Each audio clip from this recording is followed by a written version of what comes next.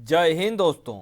मानवता क्लासेस में आपका स्वागत है और मैं लेके आया हूं आपके लिए एक वीडियो 27 जनवरी 2023 करंट अफेयर्स।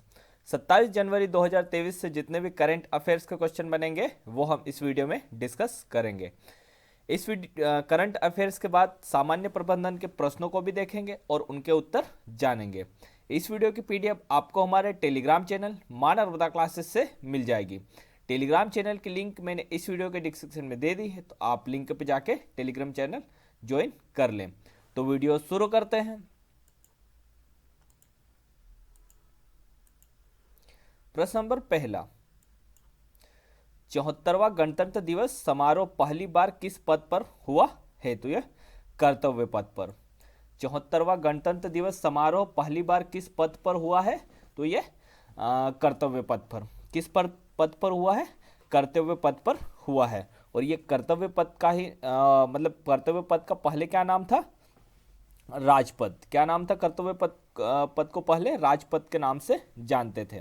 तो पहले राजपद पर यह समारोह आयोजित होता था, लेकिन अब पहली बार इसका नाम चेंज करा है तो इसका कर्तव्य पद करा है। तो पहली बार गणतंत्र दिवस का समारोह कर्तव्य पद पर हुआ है। 74वां गणतंत्र दिवस समारोह के मुख्य कार्यक्रम में मिस्र के राष्ट्रपति अब्देल फतह अल सीसी मुख्य अतिथि के रूप में शामिल हुए थे। 74वें गणतंत्र दिवस समारोह के मुख्य कार्यक्रम में मिस्र के राष्ट्रपति अब्देल फतेह अल सीसी मुख्य अतिथि के रूप में शामिल हुए थे। 74वें गणतंत्र दिवस की परेड में पहली बार अग्निवीरों ने और बीएसएफ की ऊंट टुकड़ी महिला प्रहरी ने हिस्सा लिया था। 74वें गणतंत्र दिवस की परेड में पहली बार अग्निवीरों ने और बीएसएफ की ऊंट टुकड़ी महिला प्रहरी ने हिस्सा लिया था। प्रश्न नंबर दूसरा, ऑस्कर के 95वें संस्करण में किस भारतीय गाने को ऑस्कर के बेस्ट ओरिजिनल सॉन्ग श्रेणी में नामित किया है? तो ये नाटू नाटू को। ऑस्कर के 95वें संस्करण में किस भारतीय गाने को ऑस्कर के बेस्ट ओरिजिनल सॉन्ग श्रेणी में नामित किया है? तो ये नाटू नाटू को। किसको शामिल किया है? नाटू नाटू को। और नाटू नाटू किस फिल्म का सॉन्ग है? ट्रिपल आर का। किसका है? ट्रिपल आर का सॉन्ग है। प्रश्न नंबर तीसरा, आईसीसी वनडे रैंकिंग में किस भारतीय गेंदबाज ने पहला स्थान प्राप्त किया है? तो ये मोहम्मद सिराज ने।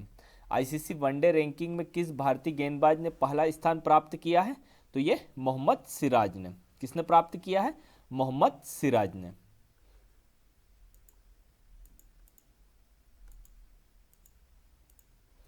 प्रश्न नंबर चौथा, आईसीसी ने 2022 का टी20 प्लेयर ऑफ द ईयर किसे चुना है? तो ये सूर्य कुमार यादव को। आईसीसी ने 2022 का टी20 प्लेयर ऑफ द ईयर किसे चुना है? तो सूर्य कुमार यादव को चुना है। किसे चुना है? सूर्य कुमार यादव को। और साथ ही भारत की तेज गेंदबाज रेणुका सिंह को आईसीसी ने एमर्जिंग महिला क्रिकेट ऑफ द ईयर चुना है। भारत की तेज गेंदबाज रेणुका सिंह को आईसीसी ने एमर्जिंग महिला क्रिकेट ऑफ द ईयर चुना है। अब ये आईसीसी ने चुना है तो आईसीसी का फुल फॉर्म क्या है? International cricket council. आईसीसी का फुल फॉर्म क्या है? International cricket council. और हिंदी में क्या है? अंतर्राष्ट्रीय क्रिकेट परिषद। हिंदी में क्या है? अंतर्राष्ट्रीय क्रिकेट परिषद। और आईसीसी की स्थापना कब हुई थी? 15 जून 1909 को। आईसीसी की स्थापना कब हुई थी? 15 जून 1909 को। और आईसीसी का मुख्यालय कहाँ पे है? दुबई में। आईसीसी का मुख्यालय कहाँ पे है? दुबई में। और आईसीसी के अध्यक्ष कौन है? Greg Barclay. आईसीसी के अध्यक्ष कौन है? Greg Barclay. प्रश्न नंबर दूसरा, प्रश्न नंबर पांचवा, गर्भवती महिलाओं ने पंजीकरण और टीकाकरण के उद्देश्य से किस नाम से नया कार्यक्रम लॉन्च किया है? तो ये यू विन का कार्यक्रम। मतलब ये यहाँ पे के है, ने नहीं। गर्भवती महिला के पंजीकरण और टीकाकरण के उद्देश्य से किस नाम से नया कार्यक्रम लॉन्च किया है? तो यो यूविन नाम से। किस नाम से? यूविन। गर्भवती महिलाओं के पंजीकरण और टीकाकरण के उद्देश्य के नाम से मतलब किस नाम से नया कार्यक्रम लॉन्च किया है? तो यूविन नाम से। किस नाम से? यूविन नाम से नया कार्यक्रम लॉन्च किया है। भारत ने यूनिवर्सल टीकाकरण कार्यक्रम को डिजिटाइज करने की इस कार्यक्रम को प्रत्येक राज्य और केंद्र शासित प्रदेश के 2 जिलों से पायलट मोड में शुरू किया है। भारत ने यूनिवर्सल टीकाकरण कार्यक्रम को डिजिटाइज करने के इस कार्यक्रम को प्रत्येक राज्य और केंद्र शासित प्रदेश के 2 जिलों से पायलट मोड में शुरू किया है। प्रश्न नंबर 6, अमेरिका इंडिया फाउंडेशन ने भारत के पहले stem innovation and learning centre का उद्घाटन कहाँ किया है? तो ये चेन्नई में। अमेरिका इंडिया फाउंडेशन ने भारत के पहले stem innovation and learning centre का उद्घाटन कहाँ किया है? तो ये चेन्नई में किया है। कहाँ पे किया है? चेन्नई में। अब ये स्टेम का पूरा मतलब फुल फॉर्म क्या है? तो एस से साइंस, टी से टेक्नोलॉजी, ई से इंजीनियरिंग और एम से मैथ्स। क्या है? एस से साइंस, टी से टेक्नोलॉजी, ई से इंजीनियरिंग और एम से मैथ्स है।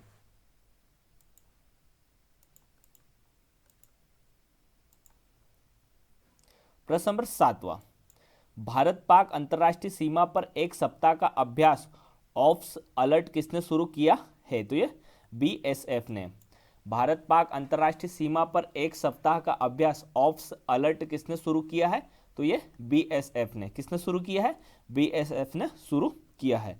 अब ये बीएसएफ ने शुरू किया है तो बीएसएफ का फुल फॉर्म क्या है? Border security force. बीएसएफ का फुल फॉर्म क्या है? Border security force.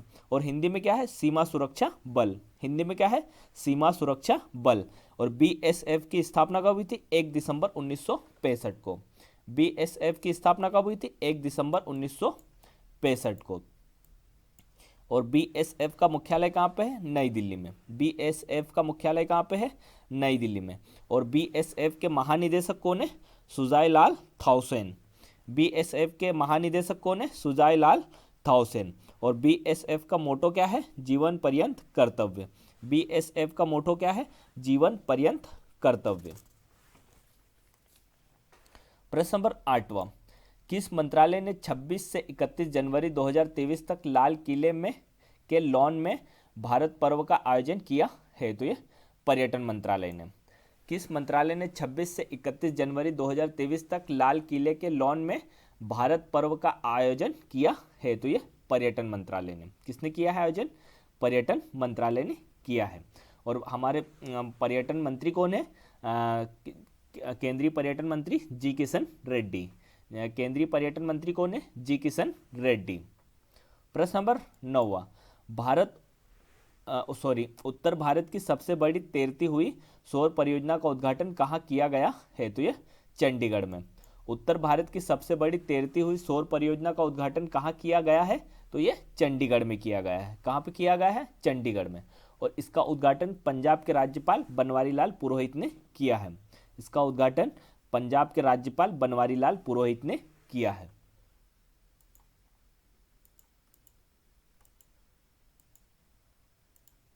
प्रश्न नंबर 10, ऑरेंज फेस्टिवल 2023 कहाँ मनाया गया है? तो ये नागालैंड में।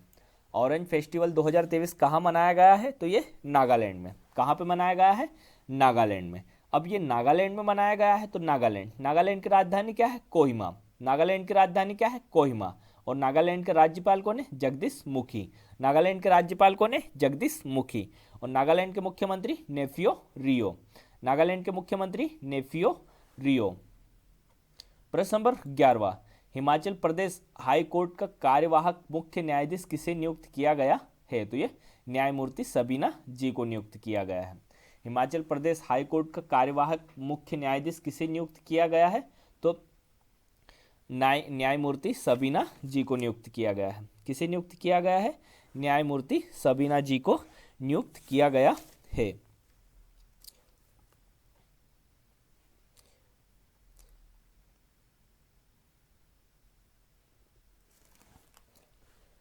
प्रश्न नंबर 12, कौन सा देश जैविक खेती में विस्तार करने वाले शीर्ष 3 देशों में शामिल हुआ है? तो ये अपना देश भारत। कौन सा देश जैविक खेती में विस्तार करने वाले शीर्ष 3 देशों में शामिल हुआ है?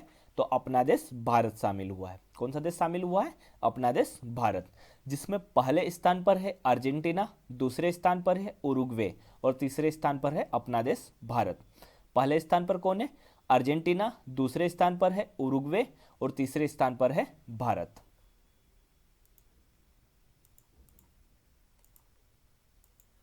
अब प्रबंधन के महत्वपूर्ण प्रश्न। प्रश्न नंबर पहला, पोस्ट कॉर्ब शब्द में पी और ओ का क्या मतलब है? तो ये प्लानिंग और ऑर्गेनाइजिंग। पोस्ट कॉर्ब शब्द में पी और ओ का क्या मतलब है? तो प्लानिंग और ऑर्गेनाइजिंग। क्या है? प्लानिंग और ऑर्गेनाइजिंग। प्रश्न नंबर दूसरा, योजना की रूपरेखा अक्सर भविष्य के घटनाक्रम के पहले से पर रिक्त स्थान पर आधारित होती है। तो ये अनुमानित धारणा पर। योजना की रूपरेखा अक्सर भविष्य के घटनाक्रम के पहले से रिक्त स्थान पर आधारित होती है। तो ये अनुमानित धारणा पर। किस पर आधारित होती है? अनुमानित धारणा पर। प्रश्न नंबर तीसरा, नियोजन को प्रबंधन का कौन सा कार्य कहते हैं? तो ये बुनियादी कार्य। नियोजन को प्रबंधन का कौन सा कार्य कहते हैं?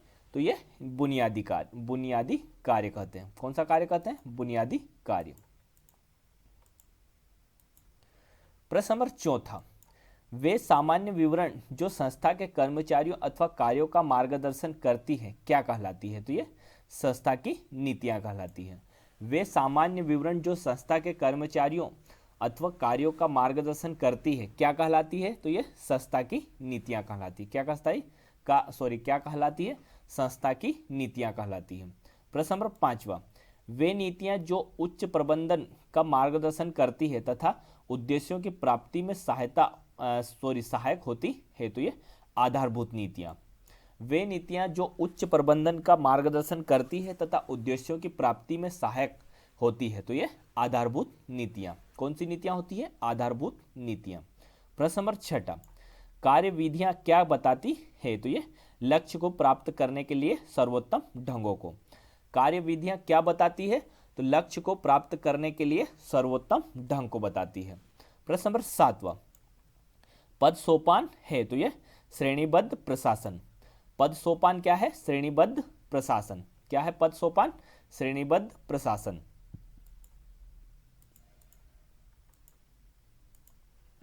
प्रश्न नंबर आठवां, प्रबंधन का सामान्य अर्थ क्या है? तो ये व्यवस्था करना। प्रबंधन का सामान्य अर्थ क्या है? व्यवस्था करना। प्रश्न नंबर नौवां, चयन की प्रक्रिया होती है। तो ये नकारात्मक। चयन की प्रक्रिया कैसी होती है? नकारात्मक होती है। प्रश्न नंबर 10वां, नियंत्रण एक रिक्त स्थान है। तो ये सुधारात्मक प्रक्रिया। नियंत्रण एक रिक्त स्थान है। तो ये सुधारात्मक प्रक्रिया है। धन्यवाद दोस्तों। अगर आपको ये वीडियो अच्छा लगा है तो वीडियो को लाइक करें, वीडियो को ज़्यादा से ज़्यादा शेयर करें और अगर आपने हमारे चैनल को सब्सक्राइब नहीं किया है तो हमारे चैनल को सब्सक्राइब कर लें और साथ में बेल आइकन को भी प्रेस कर दें, जिससे आपको हमारी आने वाली वीडियो की नोटिफिकेशन मिल जाएगी। धन्यवाद दोस्तों। जय हिंद, जय भारत।